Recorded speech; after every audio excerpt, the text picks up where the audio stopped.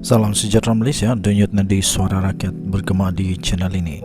Terima kasih kerana bersama-sama dalam channel ini untuk mendapatkan berita-berita dan ulasan-ulasan terbaik untuk seluruh rakyat Malaysia. Bagi anda yang pertama kali bersama-sama dalam channel ini, sila tekan butang subscribe, like dan share. Malaysia kita punya, cintai Malaysiaku, kita jaga kita. Sekali lagi, bagi anda yang pertama kali, sila tekan butang subscribe, like dan share. Kita mulakan berita menarik hari ini.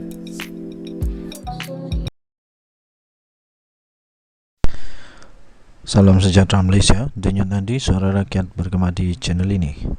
Berita terkini, berita buruk untuk Naim Zainuddin dan isteri serta keluarga. Tiada jaminan isteri Tun Daim tidak lari jika dapat pasport secara kekal, kata pendakwa raya. Berita penuh.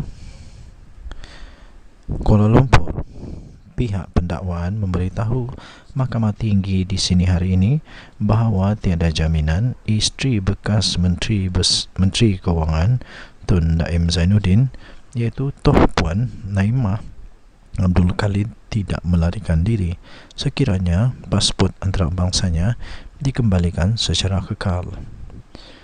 Timbalan Pendakwa Raya TPR, iaitu Datuk Wan Saharudin Wan Lajin, berhujah permintaan pasport itu bukan untuk menyekat hak kebebasan Naimah, kerana beliau pada bila-bila boleh memohon kepada mahkamah untuk mendapatkan sementara pasportnya jika ingin ke luar negara.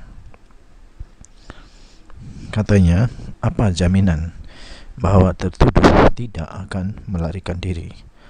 Kami pun tak boleh jamin. Saya pun tak berani nak katakan ada flight risk melarikan diri. Rakan bijaksana saya pun Peguam Bela tak boleh kata no flight risk. Jadi kita perlukan pasport untuk perjalanan, prosiding dan penyerahan pasport tidak bersifat kejam, katanya. Ketika ditanya oleh Hakim Datuk Ahmad Baci tempoh pemulangan pasport jika pemohon berhasrat membawa suaminya ke luar negara, Wan Saharudin menjelaskan pasport itu boleh diperoleh pada hari yang sama permohonan dikemukakan. Sehubungan itu, beliau berhujah permohonan Naimah tidak wajar dibenarkan kerana ia dikhawatiri akan menimbulkan persepsi masyarakat dan menimbulkan ketidakadilan kepada tertuduh yang lain. Status pemohon telah berubah dan tidak sama dengan individu lain. Beliau kini seorang tertuduh, maka perlu ada sekatan melalui penahanan pasport, katanya. Mahkamah pada ketika ini sedang mendengar permohonan Naimah 67 tahun untuk menyimak perintah session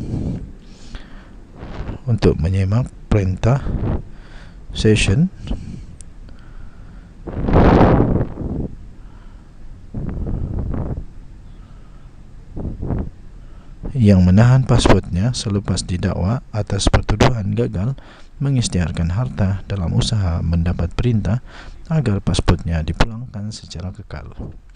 Terdahulu, Peguam M. Puravelan ketika berhujah mewakili Naimah berkata pendakwaan tidak mengetengahkan bukti khusus atau berdokumen yang menunjukkan anak guamnya cenderung melarikan diri atau tidak hadir prosiding mahkamah. Katanya, pihak pendakwaan tidak mengemukakan alasan yang spesifik atau kukuh ketika memohon beliau ditahan. Oleh yang demikian, hujahnya perintah mahkamah session bagi penahanan pasport adalah salah di sisi undang-undang dan menyebabkan pelanggaran prinsip keadilan yang serius terhadap anak guam dan wajar disemak, katanya. Namun demikian, Timbalan Pendakwa Raya Muhammad Fadli Muhammad Zamri berhujah Hakim Azura Alwi telah menggunakan budi bicaranya ketika membenarkan syarat jaminan agar pasportnya ditahan. Pada 23 Januari yang lalu, Naimah didakwa di Mahkamah Session di sini kerana gagal mengisytiharkan 12 harta seperti yang dikehendaki oleh Akta Suruhanjaya Pencegahan Rasuah Malaysia SPRM pada Disember 2023. Harta-harta itu melibatkan 2 buah syarikat Ilham Tower Sdn Bhd dan Ilham Baru Sdn Bhd serta 2 kenderaan Mercedes-Benz. Selain itu, 8 hartanah didakwa turut gagal diisytiharkan, yaitu Menara Ilham di Jalan Binjai di sini, kediaman di Peseran Bukit Tungku, serta tanah dan bangunan berstatus pegangan bebas di Bukit Tungku, Pulau Pinang dan Taman Tun Dr. Ismail. Ahmad kemudian menetapkan keputusan permohonan Naimah pada 22 Mac ini. Naimah memfailkan permohonan pada 16 Februari lalu dengan mendakwa alasannya hukum harus diberikan oleh Timbalan Pendakwa Raya untuk menahan pasport beliau agar adalah tidak wajar dan adalah tidak wajar ia dibenarkan hanya disebabkan rutin atas permintaan pendakwaan. Pada 23 Januari yang lalu, Naimah, 66 tahun, didakwa di Mahkamah Session di sini atas pertuduhan gagal mematuhi notis supaya mengisytiharkan hartanya, termasuk Menara Ilham serta beberapa aset lain di sekitar Kuala Lumpur dan Pulau Pinang. Azura membenarkan Naimah diikat jamin sebanyak RM250,000 dengan seorang penjamin dan memerintahkan beliau untuk menyerahkan pasportnya kepada mahkamah. Pada 29 Januari lalu, suami beliau yang kini telah berusia 85 tahun juga telah turut didakwa atas pertuduhan yang sama, membabitkan 1 akaun bank, 7 kenderaan mewah, 38 syarikat dan 25 hartanah. Mereka didakwa mengikut Seksyen 36(2) Akta SPRM 2009 yang membawa hukuman maksimum penjara 5 tahun atau denda RM100,000 jika sabit kesalahan. Denyut nadi suara rakyat bergema di channel ini. Jangan lupa tekan butang subscribe, like dan share. Bye-bye.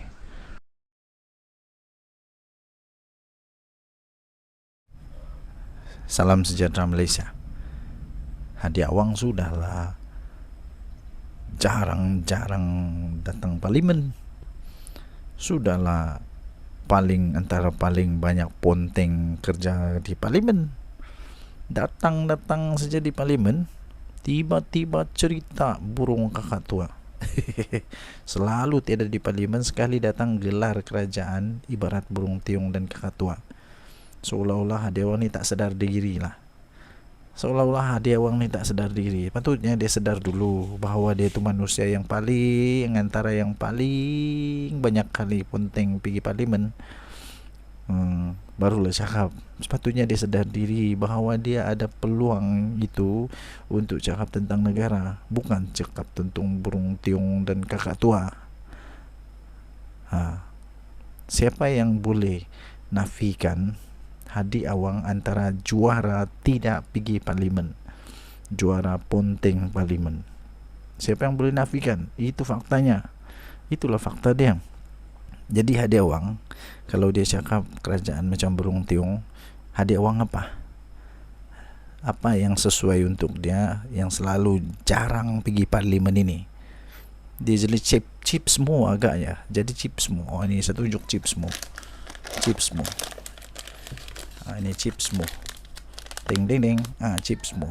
Bolehkah Hadi Awang macam chips semua? Kejap ada, kejap tak ada. Sekejap ada, sekejap tiada. Mungkin Hadi Awang tidak suka dia disamakan jadi chips semua. Jadi kalau dia tidak suka disamakan sebagai chips semua, janganlah samakan orang pula dengan burung kah dan macam-macam lagi. Selalu tiada di parlimen, sekali datang gelar kerajaan diterajui Datuk Seri Anwar Ibrahim ibarat burung tiung yang hanya tahu mengikut kata-kata tuannya tanpa memahami maksud. Presiden PAS itu, Tan Sri Abdul Hawang itu juga melabel pemimpin kerajaan sebagai burung kakak tua. Dan menurutnya walaupun tua tapi tidak tahu bercakap. Jadi Hadi Awang ni tahu bercakap kah? Cuba suruh dia berucap konon. Apa yang dia ucap, apa yang selalu keluar di mulut Hadi Awang. Pandai kah dia bercakap? Pandai kah dia berucap? Ahli parlimen Marang itu turut mengkritik pihak yang bercakap berkaitan madani tapi tidak tahu makna sebenar perkataan itu. Hadi Awang tahu kah? Cuba terangkan apa itu madani. Cubalah terangkan apa itu madani. Sepatutnya waktu dia bercakap di parlimen 12 minit tu, dia cerita tentang Madani, bukan cerita tentang burung tiung. Abdul Hadi beliau berkata demikian ketika menjawab celahan daripada Datuk Abdul Rasul Wahid, PN Hulu Terengganu, yang bertanya adakah beliau setuju kerajaan sekarang seperti burung tiung, bercakap tapi tidak tahu apa yang dicakapkan. Aku rasa silap cakap ni. Sepatutnya semua ahli parlimen daripada PAS ini yang perlu ditanya. Mereka cakap tapi mereka tak tahu apa yang mereka cakap. Paling hebat, ingat lagi kah kes Siti Mastura, Lim Guan Eng dengan Lee Kuan Yew. Aduh, Lim Guan Eng, Lim Kuan Yew. Itulah baru tidak tahu bercakap. Barulah kerap tidak hadir dalam sidang parlimen. Hadi juga mengingatkan kerajaan berkaitan keadilan ketika memerintah. Kenapa waktu Perikatan Nasional memerintah adilkah? Adil sangat ke? Kata bekas Menteri Besar Terengganu Sepanggal itu, ia termasuk dengan memberikan peruntukan pada pembangkang. Dia kata kita kena sedar, termasuklah adil itu kepada ahli parlimen, negeri-negeri kesemuanya. Bila lepas pilihan raya, tak kira siapa sokong kerajaan atau pembangkang, mesti beri peruntukan. Ini makna adil, kerana bila kita kutip cukai, kutip semua. Katanya, custom tak tanya pakaian anda siapa, kerajaan ke pembangkang. Hasil diambil semua, tapi bila diagih berbeza-bezakan. Ini tak adil, dia kata. Bukan Datuk Seri Anwar tak mau bagi, yang itulah. Bukan dia tidak mau bagi, dia hanya mau berbincang. Benda yang terlalu prinsipal, yang jelas, hilangkan perkara tak molek gini, barulah kita mewujudkan negara yang dipercaya oleh negara luar negara, kata Hadi lagi. Ini pun Hadi tak faham apa yang dia cakap. Siapa kata orang luar negara tidak percaya Malaysia? Buat kali pertamanya, Malaysia dapat lebih daripada 300 bilion tau pelaburan daripada negara yang diluluskan.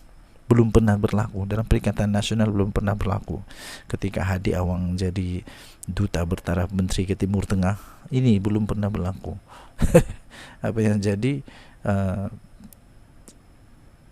ketika sekarang orang luar negara percaya, itulah berlaku begitu. Ini pun Hadi Awang tak boleh faham. Bekas duta khas Perdana Menteri ke Timur Tengah itu berkata demikian pada sesi perbahasan usul menjunjung titah diraja yang di-Pertuan Agong di Dewan Rakyat hari ini.